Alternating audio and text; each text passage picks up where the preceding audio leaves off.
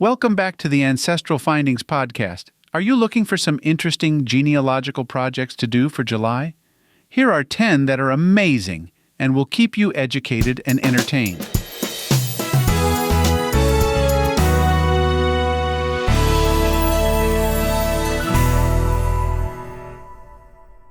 With the dog days of summer and the month of July approaching, you may be thinking of some genealogy projects to occupy you during the long, hot days coming up.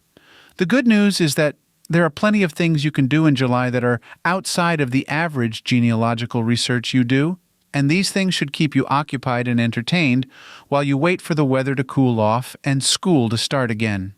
Here they are, if you are looking for some fun and creative genealogical projects for July. Number 1. Add a chapter to your family history book. If you are writing a family history book, writing a monthly chapter is the best way to approach it. This way, the project does not seem too large to you, making it easier to stay motivated to complete it. Take the whole month to work on the next chapter in your book, and you will have something to be proud of when August rolls around and the project is finished. If you have already finished a family history book, this is the perfect time to start working on the first chapter of another. There are endless different branches of your family to explore. Number 2, read a new book on genealogy. You should always keep your research skills up to date. New genealogical techniques are invented all the time, thanks to technology. Read a book about a new technique you may not have heard about or used in the past. It will open up new avenues for exploring your family history and may even help you break down some genealogical brick walls. Reading a book a month on genealogy is an excellent way to keep your skills sharp and up to date. Number 3, read a book on history. Keeping your historical knowledge on point is one way to make yourself a better genealogist. You can do this by reading a new book on history every month. It can be local, regional, national, or world history. The important thing is that it pertains to your ancestors and their lives in some way, even broadly. The more you know about the history of the places and times in which your ancestors lived, the more you can understand their lives and what they may have been like as people.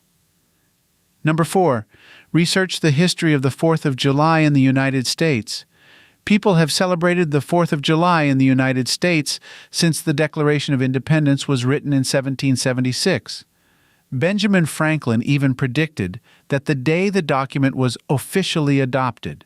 It was adopted via signatures from the Continental Congress delegates over some time in the summer of 1776, but the 4th was adopted as the official day it went into effect, would be celebrated by future generations with fireworks and other wild displays, and with great enthusiasm and happiness. He was correct.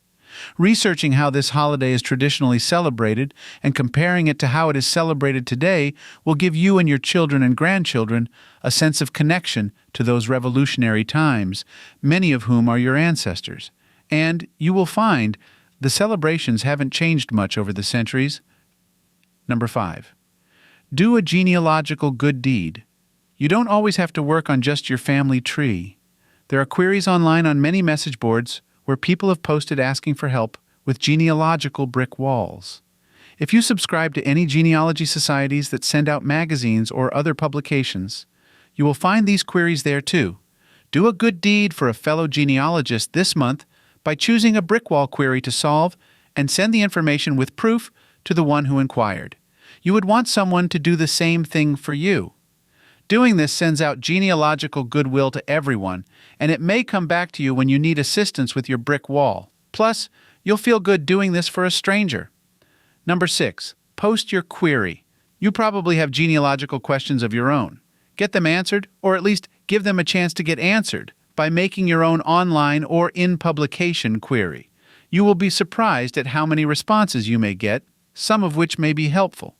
You may even get lucky and get a photo of an ancestor you've never seen. You never know what genealogical goodies will come your way until you ask. There are branches of your family you've never met who have the information you need. You stand a good chance of connecting with them, especially online. Number 7, get your DNA tested. If you have not gotten your DNA tested, this is an excellent time to do it.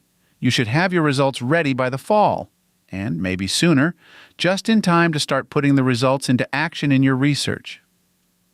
Number 8, arrange a family reunion.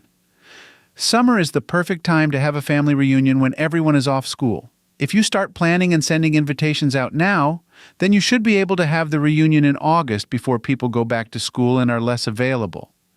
Make sure you ask people to bring any genealogy research they have done so you can share it with each other, as well as photos of ancestors they can share with everyone. Be sure to bring your own as well. And number 9, join a local genealogical or historical society. There are probably genealogy and/or history societies in your area. As a genealogist, you should belong to at least one and more than one. If you have the time to attend the meetings, you will meet other genealogists researching local families and learn more about the history of your town or city. Number 10. Donate some items to a local genealogical or historical society. The best way to ensure your research and artifacts are preserved for future generations is to donate them to a place that will protect them. Look at what you have that you don't need to have in your house for research or personal reasons, and donate them so future generations can enjoy them. As we wrap up today's episode, I hope you found inspiration in these 10 genealogical projects for July. From adding a chapter to your family history book to diving into new genealogy techniques or even helping a fellow researcher with their brick wall, there are countless ways to enrich your understanding of your ancestry this month. Remember, genealogy is not just about discovering names and dates, but connecting with the stories and lives of those who came before us. So take these projects as an opportunity to deepen your family connections and preserve your heritage for future generations. Happy searching, and enjoy the journey of uncovering your family's past.